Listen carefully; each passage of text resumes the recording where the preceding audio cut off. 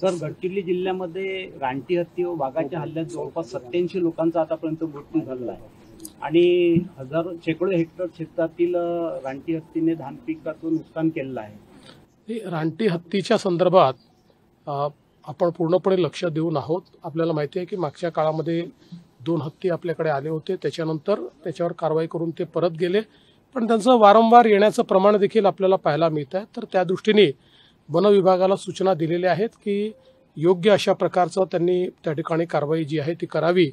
आणि वाघाच्याही हल्ल्यांच्या संदर्भात आता मध्यंतरी नागपूरमध्येच वन विभागाने एक बैठक घेतली आणि ज्या ठिकाणी अशा प्रकारचे प्रॉब्लेम्स आहेत तिथे फॉरेस्ट कन्झर्वन्सीज तयार करायच्या, जेणेकरून शेतकऱ्यांचंही नुकसान होणार नाही आणि त्यांच्यावर वारंवार हल्ले होणार नाहीत, अशा प्रकारचा एक निर्णय आपण घेतलेला आहे. आणि लवकरच तो सगळीकडे लागू करून त्यातनं शेतकऱ्यांना कुठेतरी अशा प्रकारच्या हल्ल्यातनं कसं वाचवता येईल असा आपला प्रयत्न आहे.